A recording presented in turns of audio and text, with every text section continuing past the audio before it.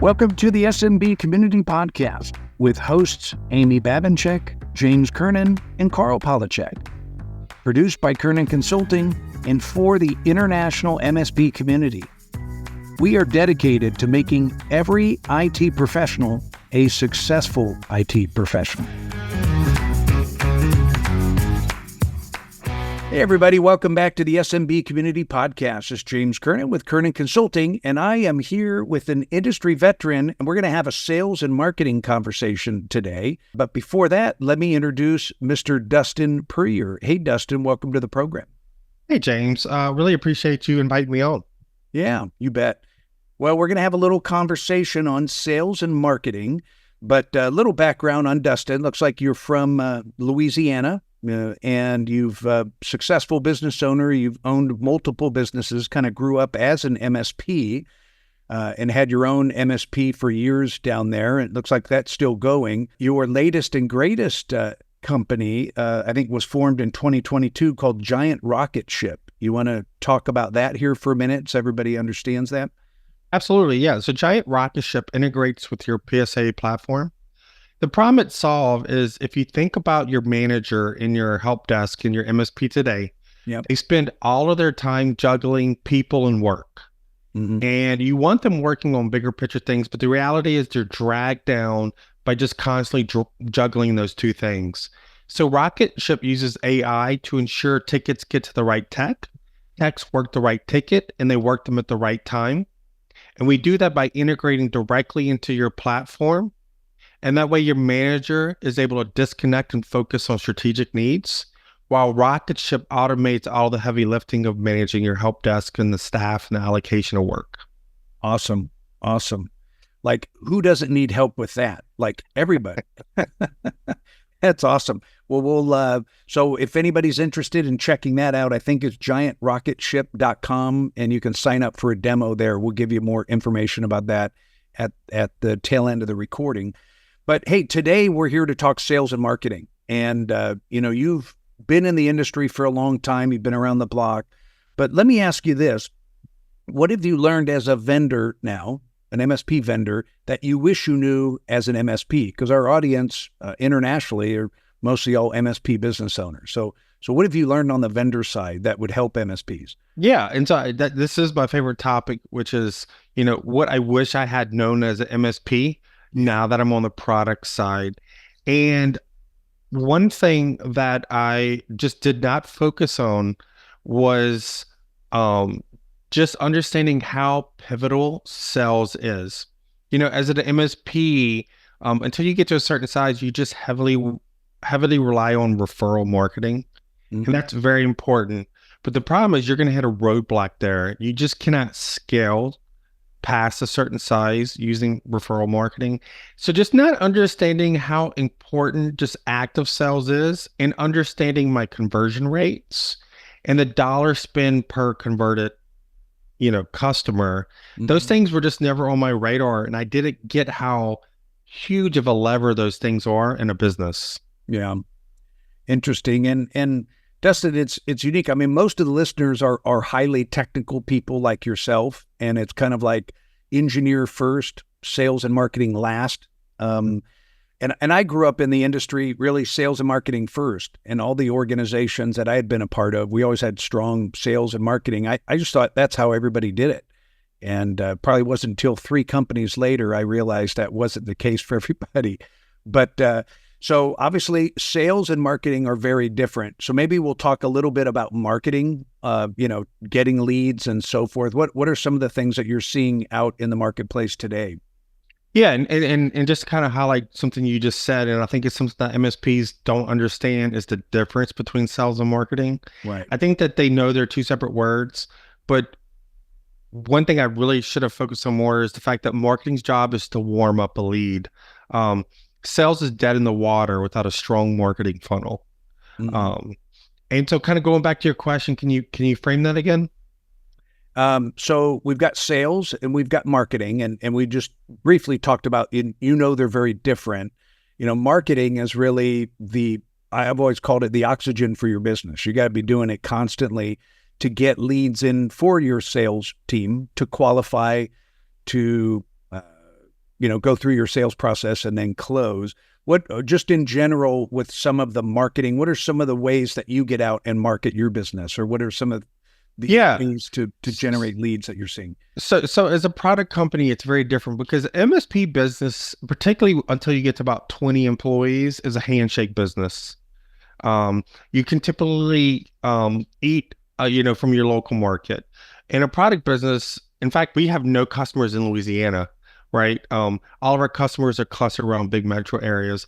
And so one of the key things I learned about marketing on the product side was really you need to understand that developing a list takes a long time, but also just having good control over your marketing list, always be nurturing that list and realizing that it's going to take 10, 12 touch points for somebody to start converting into a hot prospect from that list. Mm-hmm. As an MSP, I was just very impatient when it came to marketing. And, if you don't understand as MSPs that the marketing you start today doesn't convert for 12 months. Mm-hmm. And if you quit it early, you're going to fail to grow quickly. But also, if you don't have good management of your numbers, you're still going to fail because you're marketing the wrong way and you won't know for 12 months. Yeah. Yeah. You said a lot there that is really impactful. Let me highlight a couple things I thought was really important. One, you kind of pointed out, impression wise, you need to make 10 to 12 impressions to change a prospect's behavior, before they raise an eyebrow. And it seems like even after COVID now, it seems like we got to try harder than that now. Mm-hmm. There's lots of different ways to create impressions: phone calls, emails, social media, speaking engagements, networking events. But remember what Dustin said there, everybody, because it's so critically important. How many of you get a lead for a prospect? You call them once, they don't call you back, so you give up. Or maybe you call them twice, or you send an email, you don't hear back, and then you give up. So, statistically, we need to ping them over a dozen times in order for them to really be interested. So to me, that was really powerful, because I run into people constantly, one, that don't even have a plan, and two, when they do, they just give up way too fast. And I think that's important.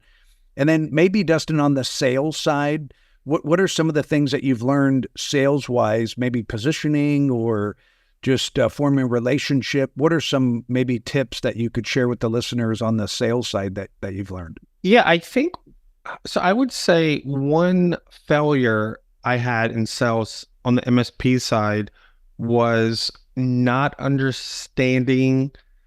I could pay lip service when people ask me the difference between an influencer and a decision maker, mm-hmm. right? But I will tell you, just being in peer groups in the past, most MSPs are very uncomfortable going around an influencer to get to the decision maker. Mm-hmm. And your conversion rate, if you're not willing to go to the decision maker and make sure they're on your calls, your conversion rate is going to be so low. And I thought that was normal. But once I transitioned into a product side, and really I got my sales hat on, and I started making sure that decision makers were on the calls and looped in on the emails, my conversion rate really went up. And it's because I was willing to make things a little uncomfortable, because you don't want to hurt the feelings of an influencer, but an influencer can become an obstacle just because they're too busy to move things along, even though the decision maker may be ready to pull the trigger on a good solution. And so that was one of the key learnings for me as an MSP to product vendor, was understand the roles and the communication needed for an influencer versus a decision maker, and when you need to be swapping the two out. Yeah. That's a great point. And most decisions businesses make, there's multiple people involved, and I use the exact same terminology. There's influencers and then the decision maker, and you want to make sure you identify that. So how do you identify that? What do you do in your process to identify who's all involved in the process? Yeah, well, and I'll start off with a good example of where understanding the role people have in the decision is important, and then knowing when to kind of flop between one versus the other. So Rocketship integrates into a help desk platform, and it really automates all that core ticket assignment, dispatch, scheduling. So it can have a huge impact on a service coordinator and a service manager. But ultimately, unless that service manager is also the owner, they're going to be an influencer. Now, obviously, they can veto your product 100%, right? Be respectful. Yep. But let's remember, a service manager may love your product, but they don't need your product unless they're so overwhelmed and busy that they're looking for a solution, but they're so busy, they don't have time to pull the trigger on a solution. So you're literally talking to the person that needs your product, but is so busy, they can't actually move forward in deciding on the product.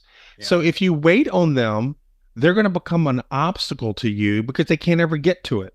Yeah. Right. And so that's when you need to pull in the owner or a decision maker that can say, hey, look, my manager is so busy. If we roll out a product like Rocketship, we can free them up, but they're so in the weeds, they can't see it. And so a situation where like a key influencer, like a service manager, is involved in the process, if you see that they're just constantly busy, you need to make sure you're roping in that decision maker and really put more emphasis on the decision maker, but keeping obviously the influencer in the loop. Yep. Yeah, exactly. Yeah. Sales 101, your prospect has to like you and trust you and know what you do, but they have to like you and trust you first before they say yes. So always be professional, be likable. I think that's an important point Dustin brought up. And then something else, just to be direct, I just started asking the influencers, because most of the time there's a gatekeeper or someone project managing the project or proposal, and you're talking to the wrong person. They're an influencer. And again, like Dustin said, I think they're really important. I would just ask, hey, above and beyond yourself, who else is involved in the decision-making of what you buy and who you buy from? So obviously you're important. I'm talking to you. You want to pour into them and form a relationship, but just ask, because normally they'll just tell you, oh, it's the owner and the CFO. Okay, great. Are they available to join us in our next meeting or go through the demo, whatever in your process? But the key point about that too is everybody's, like Dustin was saying, their roles are different and their agenda are different. What they're concerned about, what their needs are, they're all very different. So well, and you bring up a good point. I want to just kind of right on that point real quick. Yeah. So if we kind of go back, you're talking about needs, and if we go back to my example where the service manager, first of all, can absolutely sink our deal. They're always going to have veto power, right? So they always need to be involved in the decision. But a lot of times they're going to be an obstacle because they're so busy. One thing that I have definitely learned on the product side that's related to what you just talked about was confronting obstacles and understanding that a confrontational argument can be very helpful in sales. So if I'm talking to a service manager and maybe he wants to stay in the way, and then just confront them, right? Say, look, you're so busy. How are you going to ever implement this solution if you're this busy, right? Shouldn't we be roping somebody else in on this conversation that can give you the capacity to move forward on this? And it goes with money and everything else, which is don't avoid the hard conversation in sales. You really want to get to the hard conversation as fast as possible to either kill the deal because it's wasting your time, or to free the person up that's going to help you execute because they just may be in their own way. Right. Right. Yep. No, that's a good point. So, so obviously you've learned a lot about sales and marketing now that you've got your own product and service that you're representing back in the channel. So when people, I quickly checked out the site. I'm actually very intrigued. I think in the last 30 minutes, I've emailed 3 people asking if they've heard of your guys' company because it's a cool tool. How can people get in touch with you if they want to sign up and check out a demo or get more information? What do they need to do, Dustin? Yeah. So giantrocketship.com. There's a contact form. You can just email me at Dustin@giantrocketship.com. I'm on LinkedIn. Also, I'll be at all the big conferences, IT Nation, DattoCon, CompTIA's ChannelCon. And so you can come to a table. If you see our logo, come say hello, or email is fine. Yeah, awesome. Yeah, I encourage you guys, check it out. Dustin's a sharp cookie, and the product looks very cool, the service as well.